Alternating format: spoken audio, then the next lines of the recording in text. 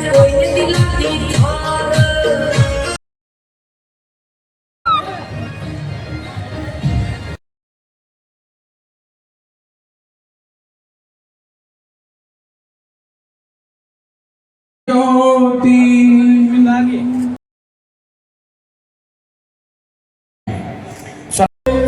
वंदे मातरम वंदे मातरम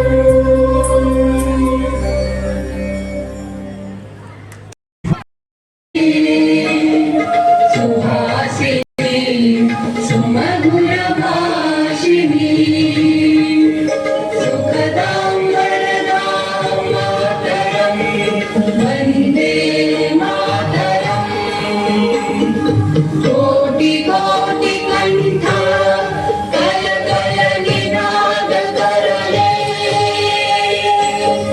कोटि कोटि भुजै विध कर करवाए अबला अनुगार गवले बहुबल धरिणी नमामि करिणी त्रिपुदल वरिणी मातरम वंदे मातरम तुम्हि वेद्या तुम्हि धर्म तुम्हि विधि तुम्हि मर्मा त्वं हि प्राणाः शरीरे बाहुते तुम्हि मा शक्ति हृदये तुम्हि मा भक्ति तुम्हारी प्रतिमा गणि मंदिरे मंदिरे वंदे मातरम त्वं हि दुर्गा दश प्रहरण धारिणी कमला कमल दल विहारिणी वाणी विद्यादायिनी नमामि त्वां नमामि कमला ममला अतुला सुजला सुफला मातरम वंदे मातरम श्यामलां सरलां सुस्मितां भूषितां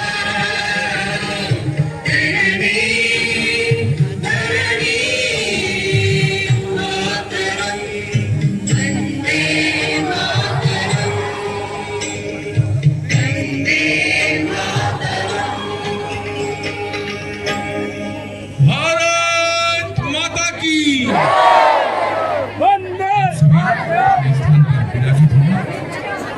हाय पचपदरा, मैं आपसे विनम्र अनुरोध करूंगा। एडीएम साहब, हमारे अपने और मेरे बड़े भाई आदरणीय बालाराम जी साहब,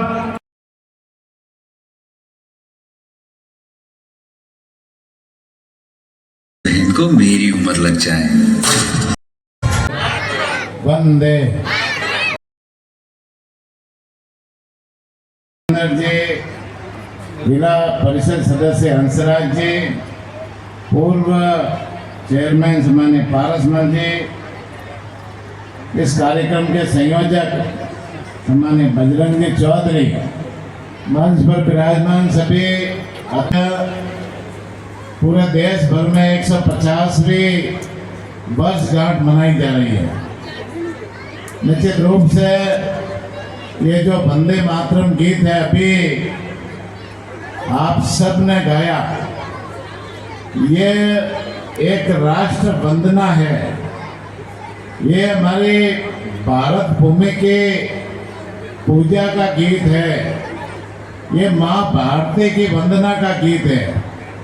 और निश्चित रूप से हम एक राष्ट्रगान और एक राष्ट्रगीत, राष्ट्रगान जनमन गण गाते हैं इस देश की वंदना करने का, और ये राष्ट्रगीत जो हम भारत भूमि की वंदना के लिए राष्ट्रगीत वंदे मातरम गाते हैं। ये राष्ट्रगीत अभी आपके सामने बताया गया कि 1982 में राष्ट्रगीत लिखा। 1857 में आज़ादी के लिए क्रांति हुई और लंबे समय से हमारा देश अंग्रेजों के अधीन में रहा।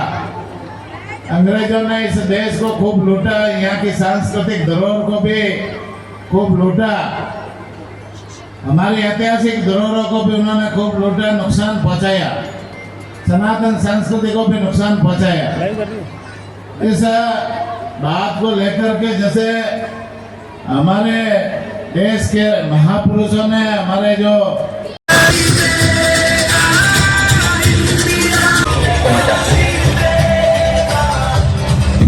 मंजिल दूर दूर दूर है, मुश्किल पास है, चाहे जितना जोर लगा लो सबसे आगे। 150 के तहत पूरे देश में कार्यक्रम आयोजन हो रहे हैं। बालूका में भी कार्यक्रम आयोजन हुआ है। क्या रहा कार्यक्रम का विशेष और क्या संदेश दिया गया है इसके तहत? पूरे देश में वंदे मातरम की 150वीं जयंती को वर्षगांठ के रूप में मनाया जा रहा है। हमारे देश के लोकप्रिय प्रधानमंत्री माननीय नरेंद्र मोदी जी, राजस्थान के लोकप्रिय मुख्यमंत्री माननीय भजनलाल जी ने इसे समारोह के रूप में पूरे राजस्थान में मनाने का निर्णय लिया, पूरे देश में मनाने का निर्णय लिया। निश्चित रूप से वंदे मातरम हमारे लिए गौरव की बात है, जो जिसमें राष्ट्र वंदना है, मातृभूमि की वंदना है, इस भारत भूमि की वंदना करने का काम है। आज़ादी के समय जब देश आज़ाद नहीं हुआ था, उस समय हमारे युवाओं में जोश भरने के लिए, हमारे महापुरुषों में जोश भरने के लिए, जनता में जोश भरने के लिए बंकिम चंद्र चट्टोपाध्याय जी ने इस गीत को लिखा था। और इस गीत के गायन मात्र से मनुष्य में, व्यक्ति में एक ऊर्जा पैदा होती है, देश के प्रति एक प्रेम भाव पैदा होता है, राष्ट्र के प्रति एक जागरूकता पैदा होती है। और निश्चित रूप से माननीय प्रधानमंत्री जी को पूरे राजस्थान की तरफ से धन्यवाद देना चाहेंगे कि उन्होंने इसको 150वीं जो वर्षगांठ है वो समारोह के रूप में मनाने का निर्णय लिया। और पूरे देश भर में गांव-गांव, गली-गली, मोहल्ले में इस हर लोगों की जुबान पर ये गीत आएगा तो निश्चित रूप से हर व्यक्ति उसका राष्ट्र के प्रति भाव पैदा होगा। इस देश में इस गीत में है ना जो शब्द है वो एक एक शब्द यदि व्यक्ति पढ़ ले, एक एक शब्द अपने जहन में उतार ले तो एक राष्ट्रभक्ति का एक व्यक्ति बन सकता है, राष्ट्रवादी व्यक्ति बन सकता है। तो चूँकि बालूका नया जिला है और जिस तरह के आयोजन हो रहे हैं, कहीं ना कहीं कुछ खामियां नजर आती है, चाहे वो गुरु कृषि की तरफ से हो, क्योंकि जो कार्यक्रम की रूपरेखा जो होनी चाहिए, क्योंकि बड़ा भव्य कार्यक्रम है, प्रधानमंत्री जी की मंशा है, मुख्यमंत्री जी की मंशा है। आज का जो कार्यक्रम यहाँ बालोतरा में आयोजित किया, इस स्टेडियम में आयोजित किया, मेरी दृष्टि से अच्छा कार्यक्रम है। और राष्ट्र गीत का जो आयोजित कार्यक्रम है, एक इतना बड़ा आयोजन करना, एक मेरे ख्याल से प्रशासन ने अच्छी व्यवस्था की है और ऐसे आयोजन ये तो होने चाहिए, लेकिन अच्छी व्यवस्था की। सर, जिस तरह से जिले में भीड़ों में हाल ही फिलहाल जो मौतों का सिलसिला बढ़ रहा है, वैक्सीनेशन के लिए आपकी भारतीय जो चिकित्सा अधिकारी वो मौके पर गए, मौका मुआयना भी किया, लेकिन जो वैक्सीन मिलनी चाहिए थी, जो रक्षा करके जो ब्लू करके वैक्सीन है वो डिपार्टमेंट के पास अवेलेबल नहीं है। पूरे राजस्थान में हमारे पास में पर्याप्त वैक्सीन है, पर्याप्त दवाइयाँ है, कोई सेंटरों पर दवाइयों की कमी नहीं है, वैक्सीन की कोई कमी नहीं है। जब भी है ना कोई बीमारियाँ, मौसमी बीमारी आती है, अभी लंपी आई थी तो लंपी से 6 महीने पहले ही हमने 1 करोड़ 8 लाख के वैक्सीनेशन गायों में करा लिए थे, जिससे लंपी बेअसर रही और उस कारण से लंपी से कोई मौत नहीं हुई। अभी भेड़ों और ये बकरियों में बीमारी आई है तो उसका भी हमने वैक्सीनेशन पहले ही करा लिया था और उसके कारण से अभी थोड़ी बहुत मौत हुई है। लेकिन हमको जैसे जैसे सूचना मिली हमने अधिकारियों को, हाँ वैक्सीन भी है और वो वैक्सीन अभी जैसे उसके वैक्सीन लगाने से उनकी मौत हो जाती है, उसको दवाइयों से ठीक किया जाता है। डॉक्टर ने बताया कि भाई आप जैसे बीमार भेड़ को यदि वो वैक्सीन लगाओगे तो वो उसकी सीधी मौत होगी और उसको दवाइयों से ठीक किया जाता है। दवाइयाँ हमारे पास पर्याप्त मात्रा में और सब जगह पूरे सेंटरों पर दवाइयाँ हैं। हमारे डॉक्टरों की टीम सभी जगह पहुँच रही है और पहुँच करके पर्याप्त मात्रा में इलाज कर रही है। किसी तरह का कोई हाल ही में विपन बड़ा चर्चा में रहा, जल्दी हो रहा है, वो दावा किया कि विकल्प हो रहा है, लेकिन नगर पालिका उसका ऑप्शन कर लिया।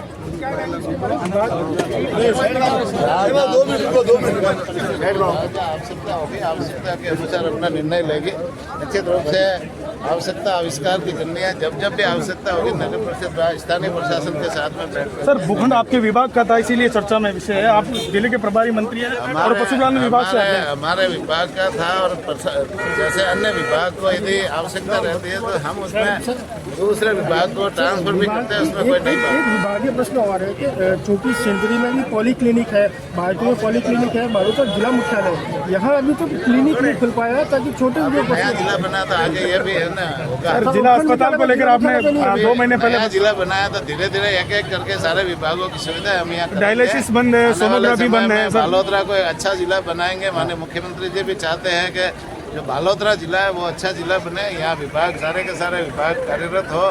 धीरे धीरे करके हम इसमें सब विभागों की जो है ना जो कमियां है उसको धीरे धीरे पूरा करेंगे। Thank you sir. Vande Mataram जो गीत राष्ट्रीय गीत है, आप लोगों ने आज जो आयोजन हुआ है पार्टिसिपेट किया, कितना अच्छा लगा है? और वंदे मातरम जो गीत है उससे क्या सीखा है आप लोगों ने? सर हमें बहुत अच्छा लगा आज का कार्यक्रम ज्वाइन करके और हमें बहुत अच्छा लगा। इधर हमें मौका मिला डांस करने का, प्रोग्राम करने का मंत्री जी के सामने और हम बहुत खुश हैं। वंदे मातरम के इस बड़े प्रोग्राम में हमें इधर मौका मिला है प्रोग्राम करने का। प्रोग्राम अलग चीज़ है लेकिन वंदे मातरम से क्या सीखा है? कौन से स्कूल से? आज जो वंदे मातरम राष्ट्रीय गीत है पूरा 150 साल का हो गया है, पूरे देश में इसको लेकर आयोजन हो रहा है। क्या सोचते हैं इस गीत को लेकर, कितना यूनिटी के लिए ये प्रभावी है? क्या सोचते हैं आप लोग इसके बारे में? ये हमारे देश के लिए है और इसलिए हमें ये सिखाता है कि हम एक है और नेक है। एक और नहीं, क्योंकि हमारा राष्ट्र गीत जन गण मन है लेकिन एक राष्ट्रीय गीत भी है जैसे वंदे मातरम है। आप लोगों को कंटेस्ट याद है? उसमें कुछ क्या पार्टिसिपेट कुछ लाइन याद है?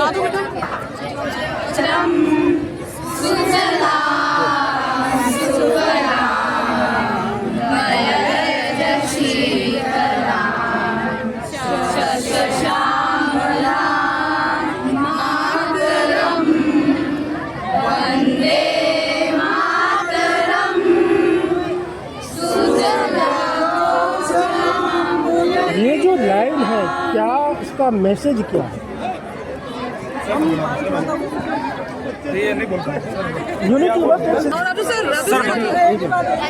वंदे मातरम आज 150 वर्ष पूर्ण हुए।